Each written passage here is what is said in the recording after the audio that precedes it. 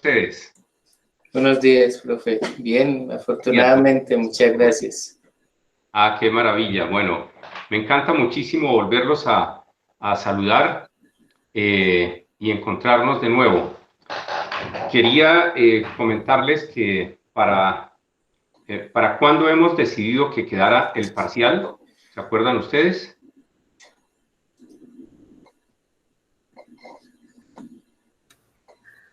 Profesor, usted nos dejó fue un trabajo. Sí. Perfecto. Pues lo entendí que de primer corte, ¿no? Un trabajo con 2 preguntas. Hay que entregarlo hoy durante el día. Durante el día hasta las 12 de la noche. Perfecto. Sí, señor. Un trabajo que tenía 2 preguntas. Yo les dicté las preguntas, ¿verdad? No, es sobre relacionado a los temas que hemos visto. Exactamente. Bueno, magnífico. Perfecto. Excelente. Me parece muy bien.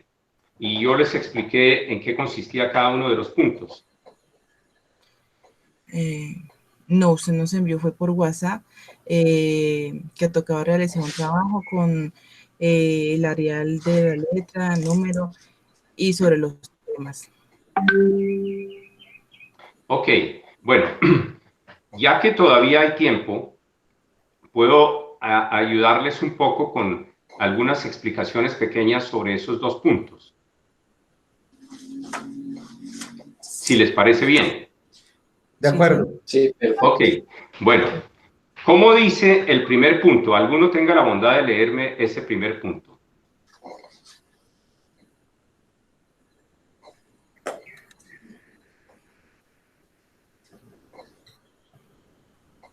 Carlos.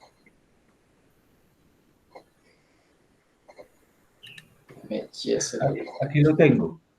A ver. Dice, elabore un breve síntesis conceptual a manera de ensayo, los principales temas y problemas estudiados en este curso. Ok, hasta ahí, perfecto. Probablemente se pudo ir, le faltó una A. Elabore una breve síntesis conceptual a manera de ensayo. También ahí les indiqué el número de páginas y todo eso. Sí, señor. Bueno, ok, excelente. Entonces, unas pequeñas aclaraciones con respecto a este punto. Primero, la palabra breve, ya está dicho que es una cosa corta. Segundo, la palabra síntesis. ¿A qué les suena a ustedes la palabra síntesis? ¿Como un resumen, profe? Como un resumen, dices tú. Bueno, perfecto. Eso es lo que tradicionalmente le han enseñado a uno en los colegios desde chiquito, que siempre le dicen que una síntesis es un resumen. Bueno, generalmente una síntesis coincide con un cierto resumen, porque una síntesis tiende a ser algo breve. Pero hay una diferencia entre una síntesis y un resumen. La diferencia es la siguiente. En el resumen, tú ya tienes digamos, un artículo grande que vas a resumir. Lo reduces. Resumen quiere decir reducirlo en tamaño. Pero aquí, elaborar la síntesis es otra cosa muy diferente. También resulta algo reducido de tamaño, pero lo importante no es en este caso el tamaño, sino qué es la síntesis. La palabra síntesis viene del griego síntesis, que significa articular. Entonces, quiere decir que síntesis es lo contrario de la palabra análisis. También sobre la palabra análisis hay algunas confusiones. Cuando se dice haga un análisis, ¿qué se está queriendo decir? ¿A qué les suena a ustedes la palabra análisis? Realizar una explicación en contexto. Sí. Exacto, la explicación de un texto. Pero esa explicación de un texto, la palabra explicación que tú dices, puede significar varias cosas. Por ejemplo, explicar un texto significa explicar cuáles son los argumentos del texto. O explicar el texto significa explicar cuáles son las causas que produjeron ese texto. ¿Quién lo hizo, por ejemplo? ¿De dónde salió el texto? ¿Por qué lo hicieron? ¿Para qué lo hicieron? ¿Cómo lo hicieron? Entonces, la palabra explicación sí es efectivamente una buena palabra para describir la palabra análisis, pero no es suficiente porque hay que precisar más. Cuando uno hace un análisis, la palabra análisis viene también del griego. Y la palabra griega análisis significa descomponer. Descomponer un todo en sus partes. Por ejemplo, si usted desarma una bicicleta y le quita todos los tornillos, las tuercas, les separa todas las partes, eso es analizar la bicicleta. Hacer el análisis es desarmar un todo en sus partes. De esta manera, si usted desarma la cicla, le quita todo, a las ruedas le quita los radios también, todo eso tiene unos tornillitos chiquitos, bueno, desarma todo y mete todas esas partes en un morral y se lleva ese morral para una bicicletería. Uno puede decir que en ese momento uno lleva una bicicleta o no. Sí. Sí, la Tú llevo. dices que sí. ¿Por qué piensas que sí llevas una bicicleta en ese momento? Llevo todos los componentes, llevo todas las partes. Ah, mira, Primero, acabas de decir una palabra excelente. Llevo todos los componentes. Pero ¿qué se necesita para que esos componentes formen una bicicleta? armarlo. Dime. Armarlo. Armarlos, exactamente. Porque así como llevas tú los componentes en el morral, tú te puedes montar en esos componentes e irte pedaleando hasta tu casa, ¿o no puedes? No. No se puede. O sea que en realidad lo que llevas ahí no es una bicicleta. Lo que tú llevas son las partes de una bicicleta. Sí, mira, y me llevo la que me quedé aquí. Muy bien. Entonces, analizar una bicicleta es desarmarla. Y analizarla significa armarla, componerla otra vez, articularla y con esas partes formar una bicicleta. Por eso la síntesis es lo contrario del análisis. Y en este caso, ¿qué es lo que este primer punto está pidiendo? Que elabore una síntesis conceptual.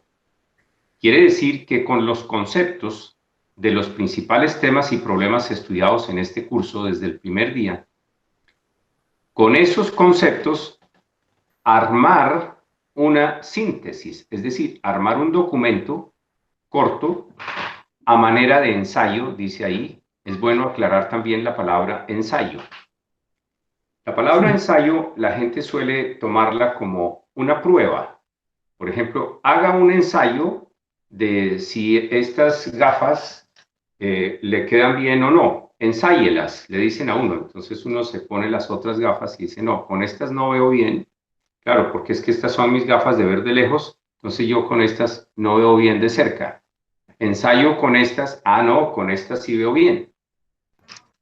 La palabra ensayar se puede usar como sinónimo de probar, intentar. Pero aquí lo que se pide no es eso. La palabra ensayo, desde un punto de vista literario, significa escribir un artículo. Un ensayo es un artículo corto que tiene tres partes: una introducción, un desarrollo y unas conclusiones. Eso es un ensayo. O sea que hacer un ensayo es hacer una presentación de un tema, explicar en qué consiste el tema y sacar unas conclusiones sobre ese tema.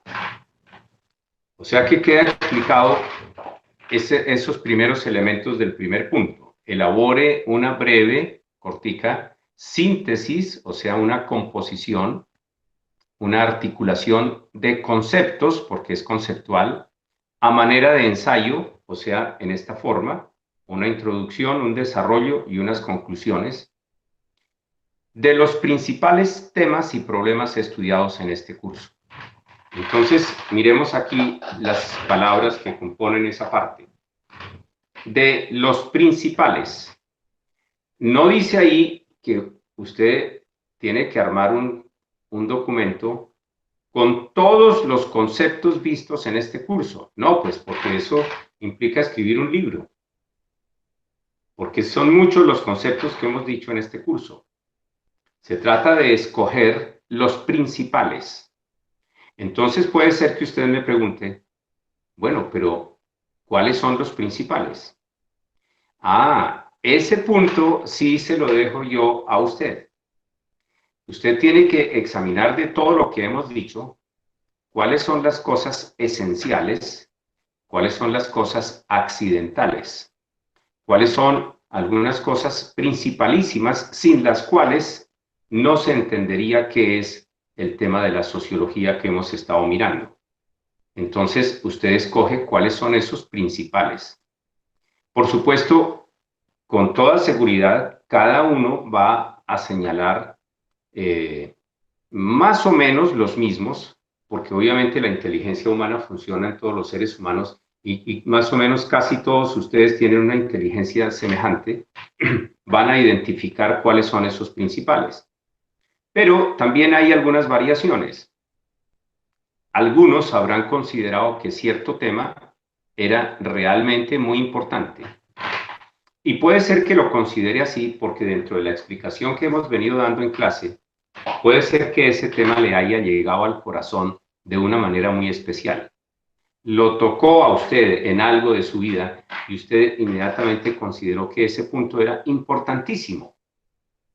Bueno, sí, para usted ha sido muy importante, pero puede que en el contexto de la sociología no sea tan importante. Entonces, yo tengo que mirar, de acuerdo con los temas principales, usted de todos esos temas, supongamos que eran 5 temas principales, usted acertó en 4. Quiere decir que usted alcanzó el 80% de los objetivos del contenido del curso. Y por lo tanto, merece una nota de 4. Muy fácil. Es muy sencillo. Pero por eso esta parte la dejo para que ustedes la decidan, la distingan, puedan hacer un discernimiento sobre cuáles son las partes principales. Dice ahí, de los principales temas y problemas estudiados en este curso. O sea que ahí hay 2 conceptos diferentes, temas y problemas. ¿Qué diferencia hay entre un tema y un problema? Que un tema es un asunto que uno quiere estudiar, un área del conocimiento. Por ejemplo, podemos estudiar el tema de la anatomía. ¿Qué quiere decir el tema de la anatomía? Pues el tema del cuerpo humano. Ese es el tema. Otro tema es, por ejemplo, estudiar los estados de la materia. ¿Se acuerdan? Estado sólido, líquido y gaseoso. Puede ser estudiar el tema de los estados de la materia. Otro tema puede ser el tema de los animales. Vamos a estudiar el tema de los animales. O el tema de los seres vivos, que incluye los animales y las plantas. Y por supuesto, al estudiar los animales, está dentro de ese grupo un animal muy especial, que es un animal racional, que somos nosotros. Eso es un tema, un área del conocimiento que uno va a trabajar. Pero un problema es una pregunta. Un problema es una cuestión, como su nombre lo indica. En inglés, ¿se acuerdan? Question es pregunta. Y eso viene del latín question, questione, que significa pregunta. Questionis, questio, questionis, que significa pregunta. O sea que un problema es formularse una serie de preguntas sobre algún tema, por ejemplo. Cuestionar es exactamente, cuestionar es un problema, es cuestionarse sobre algo. Entonces, ¿cuáles son los principales temas que se estudian en sociología? Bueno, la sociedad, la familia, el Estado, el derecho, ¿no? Esos son temas. Pero problemas son, por ejemplo, ¿cuál es el origen de la sociedad? Ese sí es un problema, porque es una pregunta. Otro problema sería cómo se interpretan los fenómenos sociales. Ese es otro problema. No es lo mismo que un tema. El tema son los fenómenos sociales, el problema es cómo se interpretan, cómo se conocen, cómo se dividen, cómo se estudian, cuál es la metodología apropiada para estudiar estos temas. Entonces, ustedes tienen que identificar los principales temas y problemas estudiados en este curso. Y dice ahí al final, estudiados en este curso. O sea, desde el primer día de clase hasta hoy, incluyendo todo esto que estoy diciendo, todo esto es parte de la clase de sociología, pues entra para el examen. Muy bien. Es cortico, mínimo 2 páginas, máximo 5 páginas. Muy simple. Por ese puntico del trabajo, el primer punto. El segundo punto, ¿cómo dice?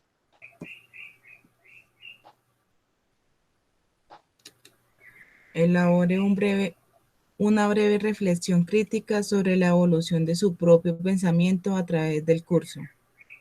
Ok, excelente. Otra vez, como dice ahí, elabore una breve. Breve quiere decir cortica, entonces también debe tener alrededor de 2 páginas, máximo 5 páginas. Breve reflexión. ¿Qué quiere decir la palabra reflexión? ¿A ustedes a qué les suena la reflexión?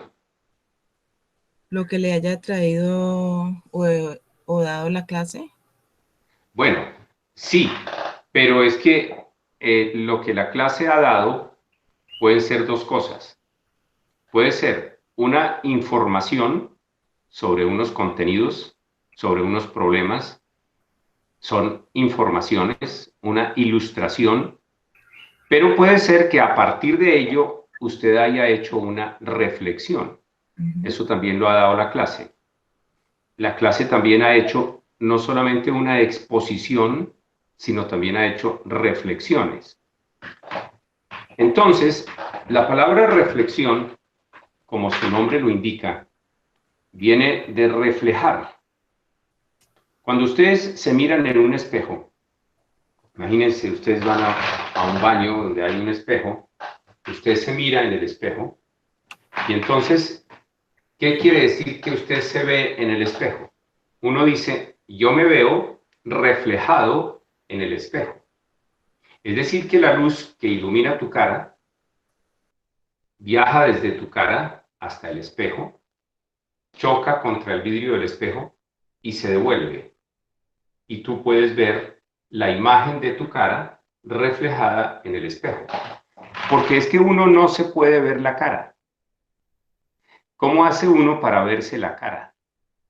La única manera es mediante un acto de reflexión de la luz en un espejo. O mediante una toma de video, una fotografía.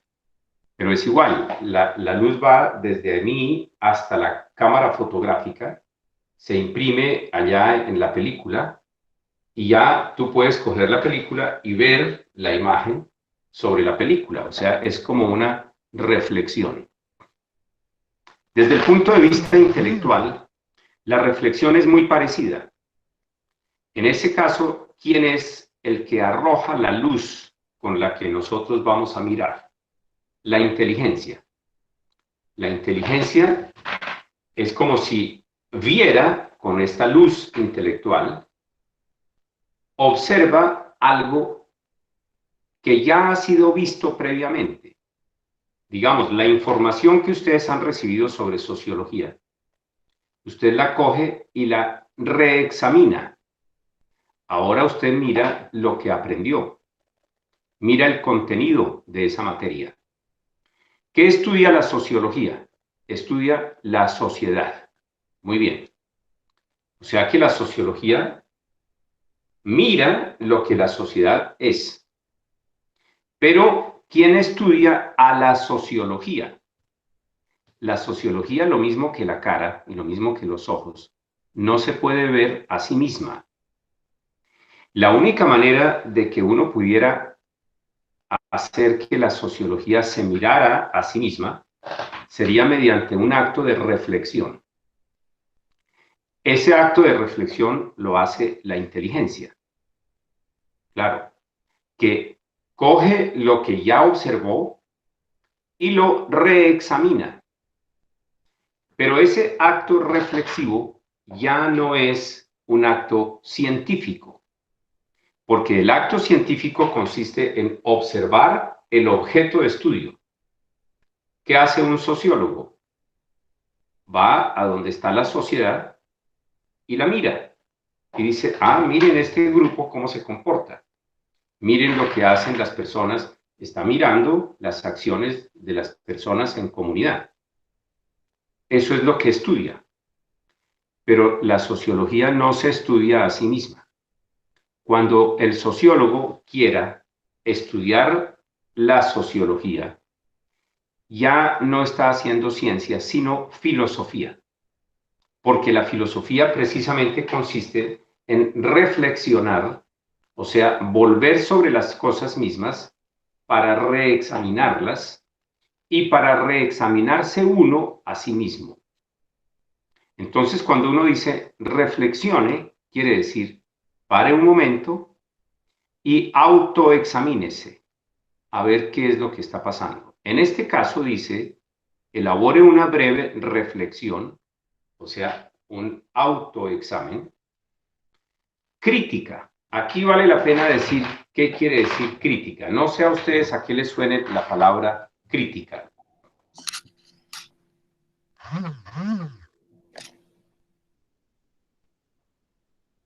¿Qué es hacer una crítica?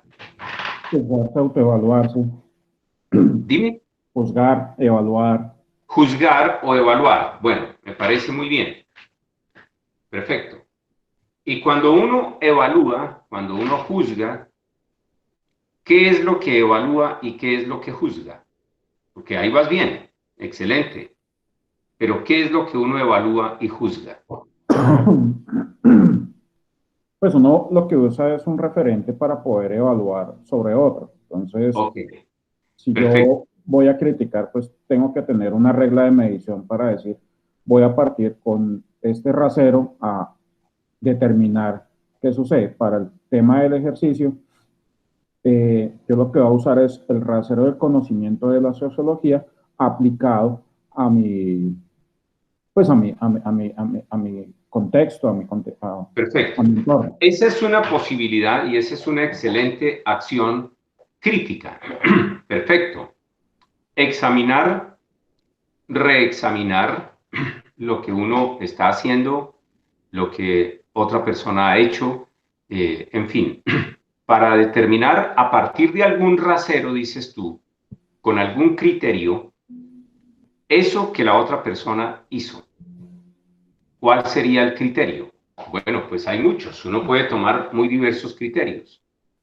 Por ejemplo, el criterio de la ley, que es el que interesa muchísimo a los abogados. Un abogado pues está interesado en mirar si la conducta de una persona está conforme con alguna ley preexistente, con alguna disposición legal. Entonces, cuando uno hace la crítica de la conducta de un criminal, lo que tiene que hacer es exactamente lo que tú has dicho, compararlo con el ideal que está determinado por la ley y mirar en qué medida se aproxima o se distancia de ese ideal de cumplimiento determinado por la ley. Muy bien, eso está perfecto, pero filosóficamente, como hemos dicho ahora, el método de la filosofía es la reflexión, porque cuando uno reflexiona vuelve sobre sí mismo. para examinar en este caso algo muy especial, que es precisamente el rasero ese del que tú has hablado. ¿Cuál es el criterio con el que uno está juzgando? Ese es el punto crítico, precisamente.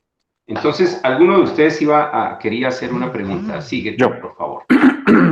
Sí. Dentro de todo lo que yo estuve leyendo acerca de sociología, encontré algún concepto que me pareció muy interesante y es el fundamento del uso del paradigma para dar respuesta a gran parte de los problemas. Entonces, yo fundamento mi explicación, inclusive de la clase y de cómo me ha servido personalmente, con fundamento en eso, en el uso de los paradigmas y cómo Perfecto. ir en contra del episteme, de la doxa, para poder determinar como el conocimiento que me he aplicado a sí mismo para comprender la sociología. Perfecto. Excelente, excelente. Este es un punto muy importante el que tú aportas, porque precisamente estábamos diciendo hace un momento que efectivamente en el proceso crítico uno compara la conducta con algún rasero, algún criterio de juicio, que puede ser la ley, por ejemplo, pero pueden ser muchas otras cosas. Y tú acabas de señalar un punto importantísimo y es este. Efectivamente, todo lo que uno piensa, todo lo que uno dice, está basado en supuestos. Unos supuestos que hay que examinar. ¿Cuáles son los supuestos desde los cuales tú partes para juzgar lo que estás diciendo? O sea, ¿cuáles son esos parámetros? ¿Cuál es ese rasero? ¿Cuáles son esos criterios de juicio? Y efectivamente, como acabamos de decir, todo el mundo cuando piensa algo, lo piensa desde alguna perspectiva, desde algún punto de vista. Como tú has dicho, desde algún paradigma. La palabra paradigma quiere decir un modelo mental de interpretación. Todos tenemos paradigmas. Todos estamos montados en supuestos de interpretación. El problema básico está aquí, en que no nos damos cuenta de que tenemos esos presupuestos. Lo hacemos de manera inconsciente. Y como lo hacemos de manera inconsciente, el primer punto de la crítica consiste precisamente en reconocer que todo lo que pensamos y que todo lo que decimos lo hacemos desde algún punto de vista, siempre sobre la base de un supuesto. Hay que reconocer que estamos así siempre, de manera inconsciente. Por ejemplo, bueno, pasemos al segundo punto de la crítica, porque la crítica, filosóficamente hablando, tiene tres partes, o tres puntos, tres momentos. El primero es reconocer, aceptar que todo lo que uno piensa está montado en puntos de vista inconscientes. No se da uno cuenta. Pongamos un ejemplo. Dos personas que están sentadas una frente a otra en una mesa. Una a un lado de la mesa, la otra al otro lado de la mesa. Y en la mitad, voy a poner aquí este ejemplo que me parece buenísimo. Estaba tomándome esta agüita. Entonces, uno coge este pocillo. Y una persona está por este lado mirando el pocillo. La otra persona está por este otro lado mirando el mismo pocillo. La que está por este lado dice que el pocillo tiene una oreja, pero la que lo está viendo por el otro lado dice que el pocillo no tiene oreja. ¿Cuál de los dos tiene la razón? ¿Ustedes qué dirían? ¿Esta es la teoría de la comprensión del cubo Rubik? Sí, que la ha recuperado Rubik, pero eso no es un invento de él. No. Esta es una una teoría viejísimamente conocida desde la época de los griegos. Cuando uno mira un pocillo por este lado, solo ve una parte de la realidad. Cuando lo ve por el otro lado, ve otra parte distinta de la realidad. Entonces, imagínense la situación siguiente. Las dos personas están cada una al lado, en la mesa, cada una sentada a un lado opuesto. ¿Cómo hacen para saber quién tiene la razón? ¿Qué se les ocurre que se podría hacer?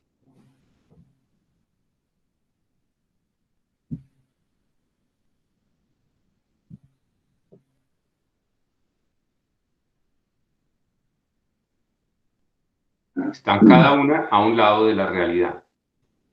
¿Qué pueden hacer para saber por qué el otro dice que no tiene oreja y este dice que sí tiene oreja? ¿Qué pueden hacer para saber la realidad completa de este pocillo? Darle la vuelta o contraponerse ellos en la posición del otro para poder... Ok, hay dos posibilidades. Desde el enfoque. Exacto. Una posibilidad es darle la vuelta al pocillo y efectivamente ahora tú ves que el pocillo, esta persona ve que es que el pocillo tiene oreja por un lado, pero por el otro no. Muy bien. Pero imagínense que el pocillo está atornillado sobre la mesa y no puede rotar. Quedaría la otra opción que tú señalaste, pues que esta persona se pare de aquí, se vaya para el otro lado y la de aquí se venga para este lado. Y ahora sí, al cambiar de posición, cada una ve la otra parte. Pero imagínense que las dos personas están amarradas a su asiento y el pocillo está atornillado a la mesa. ¿Qué pueden hacer en ese caso? ¿Qué se les ocurre que podrían hacer en ese caso? Escríbame ustedes de su punto de vista. Excelente, excelente. ¿Sí? Les toca hablar, les toca conversar. Y una le dice a la otra, descríbame lo que usted ve.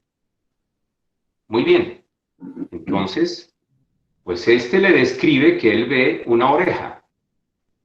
Y el otro le describe que no ve ninguna oreja.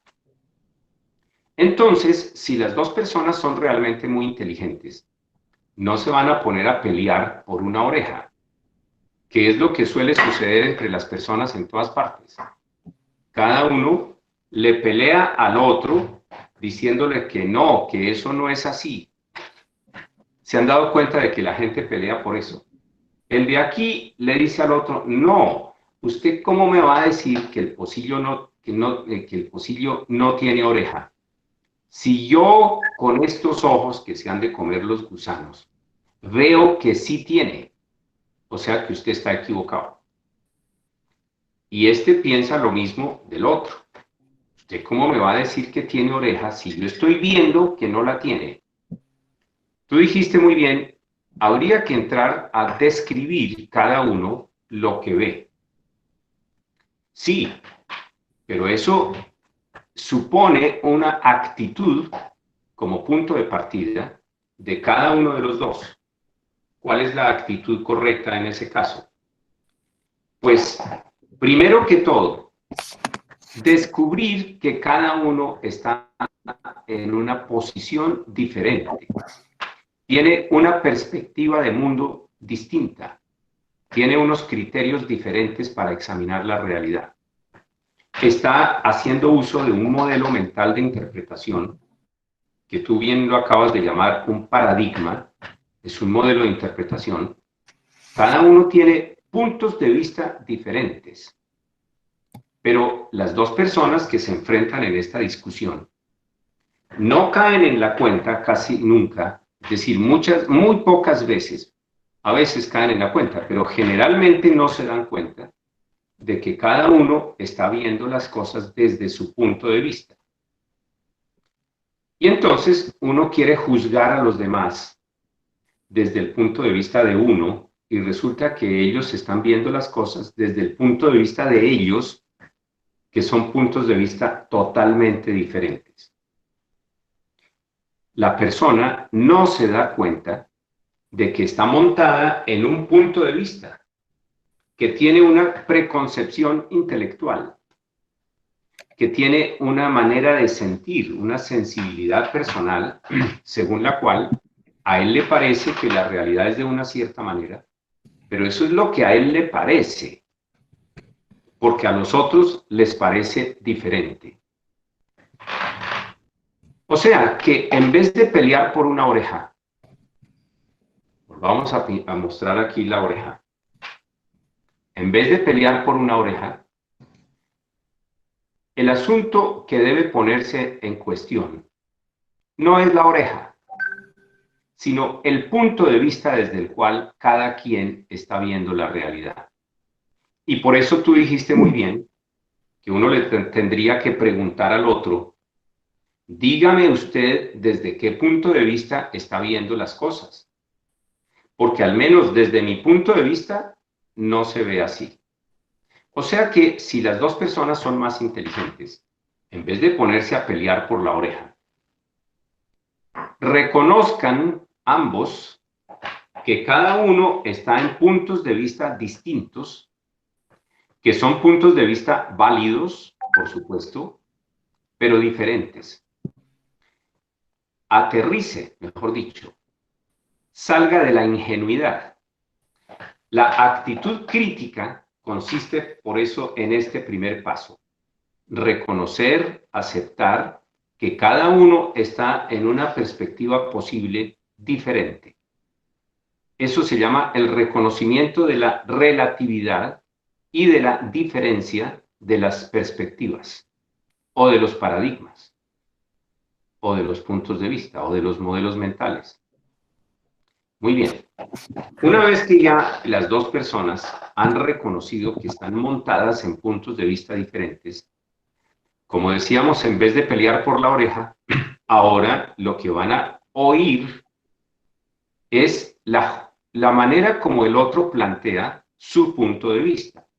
Dígame usted desde qué punto de vista lo está diciendo, desde qué perspectiva lo está viendo.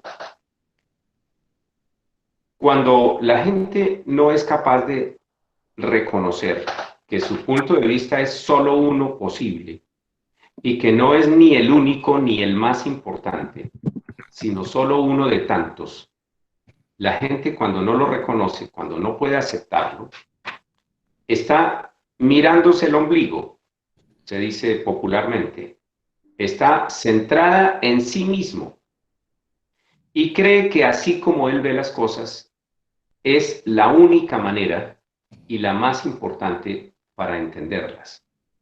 Y considera que todos los demás están equivocados, están en un error. Dice, no, usted está equivocado. Y fíjense que la gente es muy agresiva en eso. Entonces, es necesario, en este punto de partida crítico, la crítica empieza por este punto, reconocer que uno está en una perspectiva diferente. Muy bien. Pero viene el segundo punto de la crítica, que consiste en identificar cuál es ese punto de vista en el cual uno está.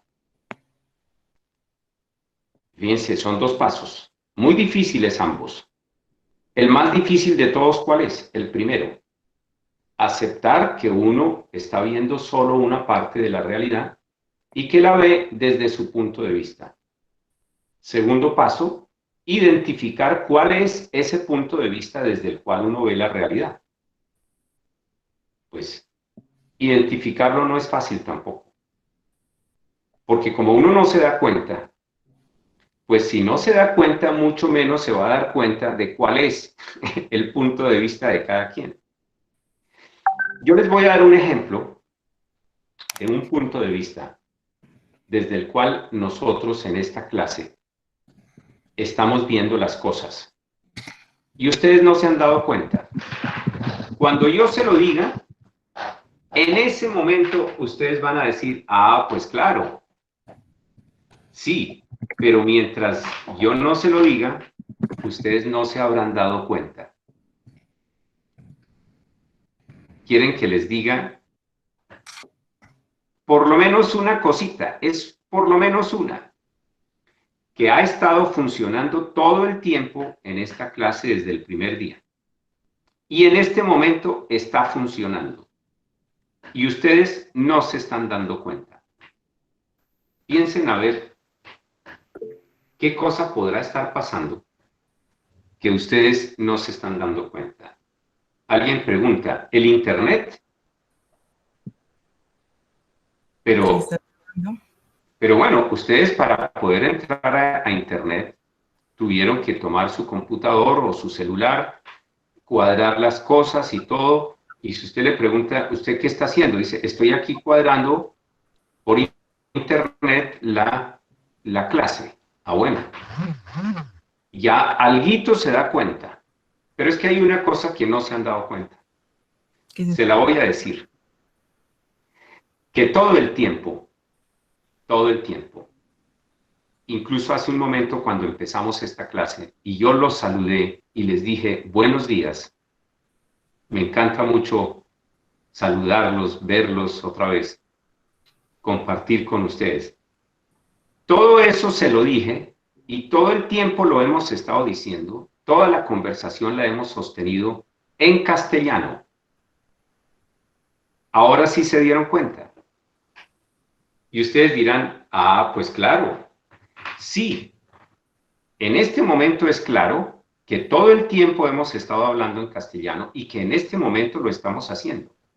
Yo estoy hablando castellano, pero yo no me doy cuenta. Simplemente yo hablo y digo las cosas que estoy pensando, pero no me doy cuenta de que al decirlas, las estoy diciendo en castellano. Simplemente las digo. Una vez hace muchos años, estaba yo más o menos pequeño, fui con mi papá a Roma. No al barrio Roma, porque el barrio Roma todavía no lo habían inventado. Mi papá me llevó a Italia siendo yo pequeño. Pues fuimos con mi papá, mi mamá, fuimos a unas conferencias que mi papá tenía que dictar en Italia. Y entonces nos llevó a la familia. Y me sorprendía mucho una cosa que vi, algo que me dejó asombrado. Claro, mi papá me había dicho que allá hablaban italiano y me había enseñado algunas palabritas de cómo se saluda en italiano y todo eso. Bueno, muy bien, pero en aquella época, cuando yo estaba chiquito, también había habitantes de la calle, como ahora. Aquí en Bogotá usted ve en muchas partes lo que llaman habitante de calle. Bueno, una persona que vive debajo de un puente, duerme por ahí envuelto en unas cobijas allá en el centro de Bogotá o en cualquier parte ve usted personas durmiendo en la calle o en un parque o en los separadores de las avenidas, en el pasto, por ahí hay gente durmiendo. Cuando yo era chiquito, había muchos habitantes de la calle, niños, a los que se les llamaba en esa época gamines. Bueno, yo no sé si ustedes oyeron hablar de esa palabra. Un gamín era un niño que vivía en la calle. Y también se usaba esta otra expresión, muy discriminatoria y fea, chinos de la calle. Entonces, un chino de la calle era un pobre muchacho que vivía en la calle, que probablemente no tenía hogar, niños que vivían por ahí. Y entonces, esos muchachos, esos niños, a veces pasaban de casa en casa pidiendo que les regalaran alguna cosita de comer. Y lo que decían era un bocadito, venían a pedir un bocadito. Y a veces se les daba por ahí algo que sobraba del arroz o sobraba de alguna papa, algo, les daban un bocadito. Y otros, pues no les daban nada. A esos los llamaban gamines. Bueno, cuando llegamos a Roma y empezamos a conocer algo, y cuando íbamos en un taxi que contratábamos o algo así, yo veía que también había gamines. Y sobre todo había ciertos barrios de Roma que tenían gamines, auténticos como los de Bogotá. Unos muchachos sucios, todos sin sonarse la nariz, unos niños chiquitos, y bueno, algunos de esos, también increíble esta historia, con zorreros. En Bogotá hay zorreros, toda la vida ha habido. Y hoy en día, pues son estas personas que hacen reciclaje y que llevan como un carrito hecho por ellos mismos. A veces eran carritos de balineras, ya hoy en día no he vuelto a ver, pero bueno, llevan un carrito y ahí llevan todos los cartones y cosas que recuperan. Bueno, pues allá también, a esos los llamaban zorreros.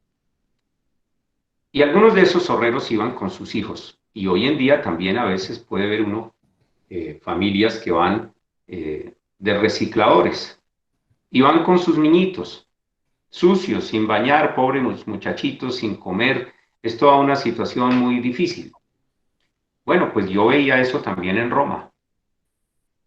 Pero lo que más me sorprendía era que esos niños hablaban italiano. Y yo le decía a mi papá, los gamines de aquí son cultísimos. Imagínate, hablan italiano. Y mi papá me había enseñado algunas frases como buenos días, ¿no? Buongiorno, o molto freddo, hace mucho frío, o molto caldo, muy caliente, più meno, ¿no? Más o menos, cositas así. Y me costaba trabajo acordarme de las frases que me había enseñado mi papá para poderlas decir. Y para gran sorpresa mía, esos niños de la calle en Roma hablaban italiano. Yo pensaba, qué niños tan cultos, tan educados, tan inteligentes, saben italiano. Y mi papá me decía, con una sonrisa muy amable, me decía, no, mijito, lo que pasa es que ellos no se dan cuenta de que están hablando en italiano. Ellos simplemente hablan, así como nosotros simplemente hablamos y no nos damos cuenta de que estamos hablando en castellano. Bueno, pues esto es muy importante desde el punto de vista de la crítica, porque la crítica tiene tres partes, acabamos de decir. La primera, reconocer que estamos montados en supuestos, en paradigmas, en perspectivas diferentes. Segundo, identificar cuáles son por lo menos algunas de esas perspectivas, de esos paradigmas, de modelos mentales, etc. El lenguaje. El idioma es uno de esos. Y tercero, el tercer paso es la justificación, que consiste en dar cuenta racionalmente de por qué tenemos esos supuestos, si vale la pena tenerlos o no, si es mejor cambiarlos totalmente o simplemente modificarlos y adaptarlos. Podemos hacer eso. Esa es la justificación. Entonces, volviendo al caso del idioma, nosotros usamos el idioma de una manera inconsciente, o sea que no nos damos cuenta de que lo estamos usando. Simplemente lo usamos. Y nos parece tan fácil hablar en castellano. Claro, como es nuestra lengua materna, uno en su idioma materno, lo único que siente es que simplemente uno piensa y habla, y todo lo que piensa lo dice y lo habla en castellano. Porque ¿en qué idioma están ustedes pensando en este momento? Pues en castellano. Están oyendo lo que yo digo y lo están pensando en castellano. Y cuando alguno quiere hacer una pregunta, algunos la han puesto por el chat o pueden intervenir. Y cuando yo les pregunto, bueno, ¿ustedes qué opinan, por ejemplo, de lo que es una síntesis? Alguno de ustedes rápidamente dijo, un resumen. Usted tuvo que pensar primero en qué idioma quería hablar, si en castellano o en inglés o en francés o en italiano. No. Le salió automáticamente. sin darse cuenta de que usted estaba hablando castellano. No le costó ningún trabajo buscar la palabra apropiada y decir, es un resumen. El idioma le permite a uno ganar identidad personal. Uno se siente que es uno mismo cuando está hablando su lengua materna. Si alguno de ustedes ha aprendido otro idioma, inglés o francés o alemán o cualquier otro, portugués, habrá experimentado la siguiente dificultad. Cuando uno trata de hablar el otro idioma, lo que uno hace es erróneamente pensar en castellano, traducir al otro idioma y ahí sí decirlo. Y uno está pensando todo el tiempo en su idioma materno y tratando de traducir al inglés lo que uno quiere decir. Pero si usted va a un país donde hablan inglés, aunque sea allí nomás, aquí cerquita a Miami, que es aquí cerquita nomás a 3 horas, usted llega a Miami y encuentra gente hablando inglés. Y hay gente allá que no sabe sino solo inglés. Claro, Miami es un mal ejemplo porque en Miami hay mucha gente que habla castellano e incluso hay mucha gente que solo habla castellano y no habla ni mu de inglés. Pero bueno, usted se encuentra con un gringo auténtico y los oye hablando y no hablan ni mu de castellano, no entienden nada de castellano, solo inglés. Y cuando ellos hablan en inglés, no se están dando cuenta de que están hablando en inglés. Simplemente hablan, automáticamente se expresan y les sale sin darse cuenta el idioma. Ahí tenemos un ejemplo de los 2 primeros pasos de la crítica. El primero, que tenemos muchos presupuestos inconscientes. Y segundo, que por lo menos hemos identificado en este momento uno, el idioma. Y ustedes dirán, bueno, pero el idioma, ¿en qué condiciona nuestra manera de pensar? Pues muchísimo. Porque un idioma no es simplemente un código de comunicación. Claro que un idioma también sirve como código de comunicación, por supuesto. Pero el idioma es mucho más que eso. Un idioma es toda una cosmovisión, es una manera de entender el mundo. Es una sensibilidad también diferente, es una manera de sentir. No se siente lo mismo o no siente lo mismo el que habla castellano que el que habla inglés. No piensa lo mismo el que habla castellano que el que habla inglés, porque cada idioma supone un conjunto de significaciones culturales diferentes, muy diferentes, porque cada palabra es distinta. House equivale a lo que en castellano es casa, pero ¿cómo le suena a usted la palabra casa? Suena distinto de house. La pronunciación es diferente, le suena distinto. Incluso en Colombia, personas que hablan castellano, pero que son de diversas regiones, tienen acentos distintos. No es lo mismo el acento paisa que el acento pastuso o que el acento costeño o que el bogotano. Son 4 acentos diferentes. Y cada uno que habla su idioma castellano desde la región donde él se crió, lo habla con un sonsonetico, con una musiquita, que a él le parece normal y que él no siente que está hablando con musiquita, sino que los demás son los que lo oyen hablando con ese acento. Entonces uno aquí en Bogotá, si uno es bogotano, oye a un paisa que habla e inmediatamente uno lo descubre y lo identifica. Y dice, mira, el modo de hablar, típico paisa, con una musiquita, con unas elevaciones de la voz, etc. Y lo mismo descubre usted a un pastuso o a un costeño. Pero ellos no oyen que están hablando costeño, no. Simplemente están hablando. Les cuento una anécdota que pasó una vez en mi casa hace muchos años. Mi abuelita tenía unas fincas y en esas fincas pues había trabajadores.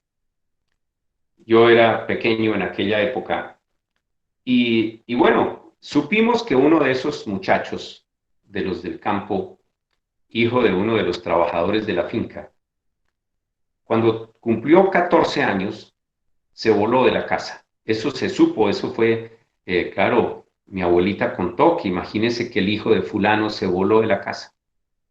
Yo oía esas historias con mucho pavor, con mucha tristeza y mucho horror y mucha angustia. Imagínate que un niño de 14 años se voló de la casa y que se había ido para las minas de esmeraldas. No, peor todavía, se había metido de esmeraldero y que eso era de altísimo riesgo, porque en esa época la violencia que producían las esmeraldas era terrible. Si alguien se iba y se encontraba una esmeralda, le tocaba volarse porque lo podían matar para robarle la esmeralda. Había todo tipo, era una negociación muy complicada. Y el muchacho se fue para allá. Bueno, parece que le fue bien en esa cosa de las esmeraldas y empezó a volverse millonario. Y en aquella época millonario era de verdad millonario, porque hoy en día $1.000.000 no es nada. $1.000.000 escasamente son $300. Eso no es nada. No, en aquella época $1.000.000 era $500.000.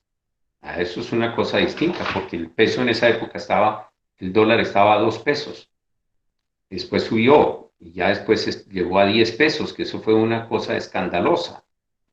Y después ya subió a 20. No, eso era algo no visto. Pues ahorita ya ha llegado a 4.000 y cosas así. Bueno, pues se volvió millonario.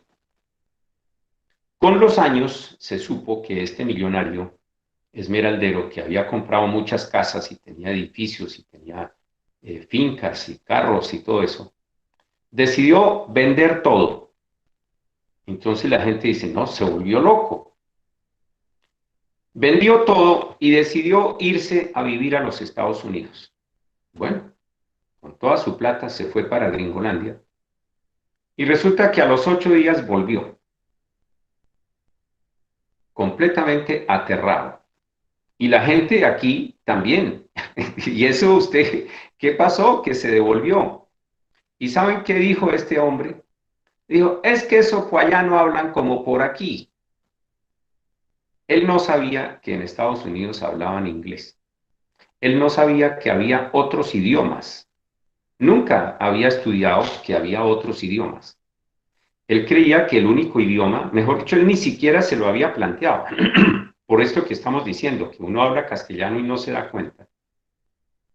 Él no se había dado cuenta, nunca había sabido que pudiera haber otros idiomas. Eso jamás pasó por su mente.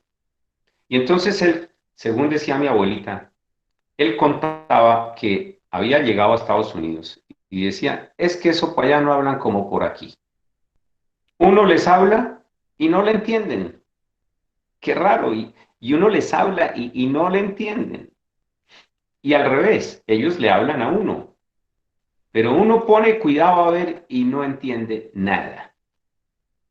Dijo, no, pues me tocó venirme porque que eso allá uno no puede vivir. Fíjense, es interesante. El idioma es inconsciente, es un presupuesto inconsciente y tampoco sabemos cuál es. Bueno, luego viene la justificación. Yo les decía, el idioma determina nuestra manera de pensar. Porque, como hemos dicho, es una cosmovisión, es una sensibilidad diferente, es una cultura distinta. Es una manera de sentir, de entender, de vivir, de pensar, de todo. Entonces, pues, si uno habla castellano, tiene posibilidades de entender ciertas cosas que los gringos no pueden entender. Y ustedes habrán sabido eso y conocerán personas de otros idiomas que vienen a Colombia de visita y dicen, no, yo no entiendo este país, francamente. No entiendo. Claro, porque es que este país tiene muchas cosas que dependen del idioma que hablamos, de la manera como armamos las frases, como estructuramos nuestra gramática. Eso determina mucho de la manera de entender y de vivir. Y lo mismo les pasa a ellos. Aquí suele decirse que los gringos son gentes muy frías, que los alemanes son muy bruscos y muy fríos y que eso a ellos no les importa nada. E incluso cuando yo era chiquito pensaba que cómo harían ellos para enamorarse, porque tener novia en Suecia, por ejemplo, pues es muy distinto que tener novia en Colombia, porque el idioma es otra cosa y su cultura, sus modos de obrar, la manera de acercarse una persona a otra. De pronto aquí uno le dice un piropo a una niña sueca y lo insultan y dicen, oiga, respete. Y uno dice, pero si yo no le estoy respetando, yo le estoy diciendo una cosa bonita. Sí, pero en la cultura de ellos, de acuerdo con el idioma que tienen, esas cosas no se pueden decir, no se pueden hacer. Yo me acuerdo, miren un detalle, otra historia. Una de mis hermanas vivió en Inglaterra muchos años y yo un día fui a visitarla. Y yo no había ido a Inglaterra, nunca, pero fui a verla. Y cuando llegué en el aeropuerto, salí del aeropuerto con mi hermana, que había ido a recogerme, pero no fue a recogerme en el carro, fue a recogerme, simplemente a recibirme, y luego había que tomar un bucecito para ir a tomar el metro. Bueno, pues ya había ido muy fácil, pero transporte público. Cuando nos estábamos subiendo al bucecito digo yo, era un bus muy, muy bonito, muy elegante y todo. El bus tenía, como también en Estados Unidos, la propiedad de agacharse, ¿no? Cuando la gente iba a subir. Y sobre todo si el que iba a subir era una persona mayor, ¿no? Ya una persona de edad. O si venía una señora con un cochecito de niños o una persona en silla de ruedas, el bus se agacha y la plataforma queda al nivel de la calle. Entonces uno puede subir tranquilamente. Bueno, venía una señora, miren, imagínense esta situación. Veo yo una señora con dos niños, un bebé alzado, una niña cogida de la mano, un cochecito que traía lleno de cosas, con maletas, y arrastraba una maleta así, bueno, era una situación difícil. Yo, educado en Bogotá, imagínense, por papás bogotanos, por gente aquí colombiana, que me habían enseñado a ser muy educado. Yo inmediatamente me paré a ayudarle a la señora. Y mi hermana me dio un codazo. Me dijo, no, no haga eso, aquí no se puede. Y yo, pero no entiendo. Dijo, no, no, no, no, no. Si aquí uno va a ayudarle, consideran que es que uno está subestimando a esa mujer y que está haciendo una discriminación contra la mujer, que porque uno está considerando que es una incapaz. Dijo, no, ella puede sola y usted tiene que dejarla y no le va a ayudar. No, eso para mí fue horrible. Yo he querido ir a ayudarle a una mujer y ella considerar que es que yo soy un atrevido, que estoy minusvalorándola y considerándola una inútil. No, eso no era. Fíjense, dos enfoques completamente diferentes. Bueno, pero luego la señora subió al bus, se sentó en una silla con sus niños y todo eso. Y yo iba así como detrás. Y la niña que llevaba era una niña muy linda, una niña preciosa, muy bella esa muñequita, pues. Y yo miraba a esa niña encantado de que, qué belleza, qué ojitos, que todo, la boquita, todo también hechecito. Bueno, muy linda la niña. Y mi hermana otra vez me da otro codazo y me dice, no la mire, Pero empecé a sentirme que había llegado a un lugar muy difícil donde uno no puede hacer nada porque todos lo censuran. Me dijo, no la mire. Aquí uno no puede mirar a un niño. Y menos usted que es un hombre. Si usted se queda mirando a un niño, pueden interpretar que es un pederasta. Y entonces la mujer puede llamar a la policía a decir que aquí hay un tipo que está echándole el ojo a la niña. No, pero perdón, entonces yo para dónde miro, es decir, ¿yo qué hago?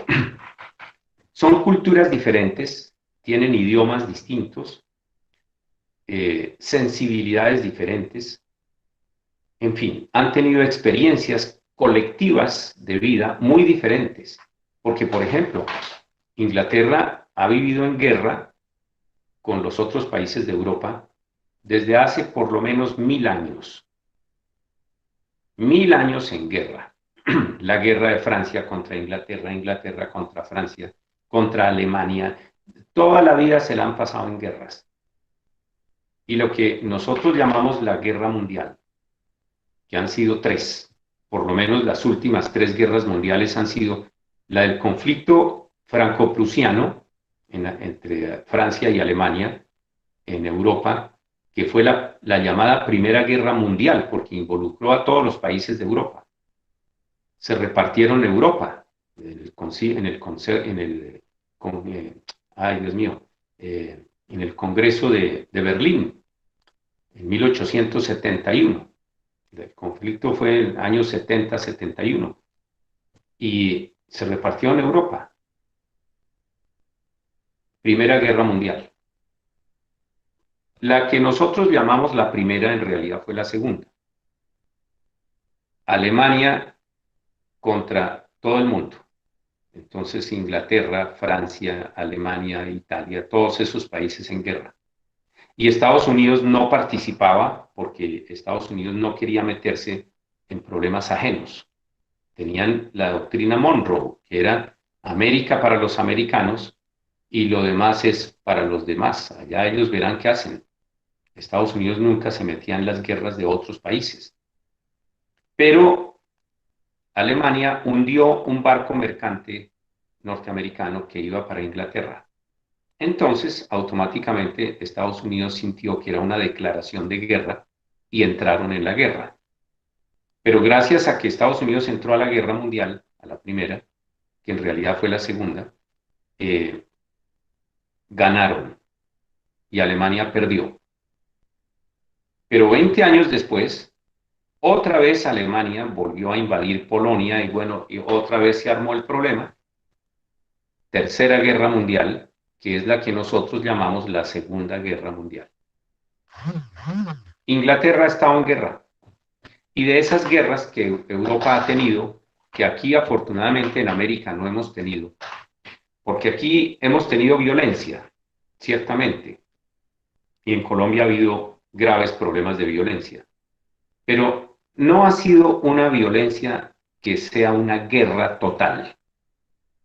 Eso se llama un conflicto de baja intensidad, que ciertamente produce muertos, mucho dolor, destrucción, etc. Pero no es una guerra en la que toda la sociedad queda destruida. A eso sí, no ocurre. Entonces, no ha ocurrido realmente. Hubo una guerra ciertamente civil, que fue la última gran guerra que tuvimos aquí, que fue la Guerra de los 1000 días. Esa sí se alcanzó a parecer a lo que es una guerra, pero no era una guerra internacional, con destrucción total y bombardeos, y esto es una tragedia espeluznante. Bueno, pues como allá sí lo han tenido, las mujeres allá les ha tocado valerse por sí mismas, y a los niños, y a todo el mundo allá no hay consideración de nada, porque pues han sido educados en la guerra. Bueno, entonces, fíjense, las maneras de ver el mundo, las diversas culturas, los diversos idiomas, determinan que la gente piense diferente, sienta diferente, actúe diferente. La sociología se ocupa precisamente de ver todo esto. Pero ese punto del examen, el segundo punto que yo les estoy pidiendo, es precisamente un autoexamen, a través del cual usted, mediante la reflexión, o sea, la autoobservación crítica, examina, se da cuenta de los supuestos, que tiene supuestos inconscientes, examina cuáles son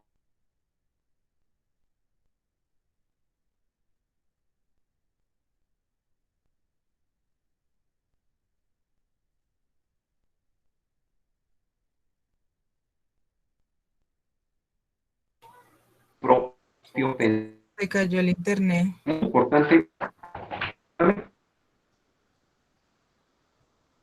Profe, se le Dime escucha tú. cortado. Se quedó, No te entiendo bien, pero... Se quedó paralizada la pantalla suya y no se escuchaba nada. Ah, quedó paralizada. Sí, señor. ¿Pero me están oyendo? Ahora sí. Ah, ok. Bueno, perfecto. Entonces, muchas gracias, porque a veces uno no sabe lo que puede estar pasando. Entonces, repito esa última parte. Elabore una breve reflexión crítica. Ya sabemos qué es reflexión y qué es crítica. Sobre la evolución de su propio pensamiento a través del curso. Un estudiante en otra universidad hace algunos semestres, en una pregunta parecida, me contestó lo siguiente: el pensamiento humano ha evolucionado mucho en los últimos tiempos. No, eso no es lo que yo estoy preguntando aquí. Lo que aquí estoy preguntando es cómo ha evolucionado su propio pensamiento de usted a través de este curso. O sea que, como es una reflexión crítica, se trata de que cada uno se autoexamine y mire cuáles eran los paradigmas que traía antes de estas clases. ¿Qué era lo que usted pensaba sobre la sociología antes de estas clases? ¿Cómo ha cambiado su mente a partir de estas clases? ¿Qué paradigmas rompió? ¿Qué paradigmas ha cambiado? ¿Qué pensaba antes y cómo piensa ahora? Gracias a estas clases. Estas clases, ¿qué le han dejado a usted? Ese es el punto. Este punto para mí es el más importante, porque el primero es como simplemente una revisión de los conocimientos, pero en este caso se trata de una revisión de su propio desarrollo mental y personal a través del curso. Yo tengo que poner una nota que incluye dos aspectos: el aspecto cognoscitivo, o sea, el del conocimiento, y el aspecto formativo. En el cognoscitivo, usted me contesta en el primer punto más o menos lo que usted sabe sobre este tema. Muy bien. Y el formativo lo evalúo a través de la segunda pregunta. Yo no puedo saber usted cómo ha evolucionado en este curso si usted no me lo dice. Puede que usted me diga, no, mira, yo pensaba que la sociología era no sé, un cuento chino para justificar toda clase de rebeliones y cosas así. No, pero ahora entiendo que la sociología es una ciencia y también una parte de la filosofía que estudia la sociedad y estudia cómo se comporta y todo eso. Yo no lo sabía. O puede ser que usted me diga, mire, todo esto que yo le he oído en clase, ya lo sabía. Ah, perfecto, me encanta. Eso se llama un estudiante avanzado. Muy bien. Pero de todas maneras hay una cosa nueva que usted no sabía y que la descubrió a partir de esta segunda pregunta. Y es que esto ya se lo sabía. Porque uno muchas veces sabe cosas, pero no sabe que las sabe. Por ejemplo, caminar. Todos nosotros sabemos caminar, pero no sabemos cómo es que caminamos. No nos damos cuenta. Todos sabemos hablar, pero no nos damos cuenta de cómo hablamos. Por eso es a veces tan aburrido, tan chocante, que uno cuando nunca se ha oído su voz, uno no sabe cómo lo oyen los demás. Y entonces, si a uno lo graban, le graban la voz, y luego usted oye la grabación, a uno a veces le da oso, y uno dice, no puedo creer que esa sea mi voz. Uy, qué pena, así es como me oyen los demás. Entonces yo puedo pensar, así es como están oyendo mis estudiantes. Uno no se ve cómo actúa. Aquí en la cámara, uno puede ver cómo actúa. Y también a veces a uno le da oso. Uno dice, uy, no puede ser. Así me ven mis estudiantes a través de la cámara. Uy, qué pena. Uno no se ha visto por detrás. Por aquí esta parte uno no se la puede ver. Tal vez con un doble espejo uno se la puede ver. Pero uno casi nunca se ha visto. Uno no se ha visto caminando. Yo creo que ustedes cuando ven a una persona caminar, digamos, un señor va con su hijo caminando y usted los ve por detrás y uno dice, mire, el hijo camina igualito al papá. ¿Han visto eso, no? O igualita a la mamá. Pero ellas no se dan cuenta de cómo caminan. Tocaría filmarlas con un video y mostrarles el video, filmarlas con una cámara, pues, y tomarles el video y que después lo vean. Y cuando uno lo ve, dice, no puedo creerlo, yo no sabía que yo caminaba así todo torcido, con un un hombro abajo, y que camino así como con pata de cumbia, ¿no? Yo creía que yo caminaba muy bien y no, camino todo chueco. Uno no se da cuenta. Por eso este segundo punto del examen es muy importante.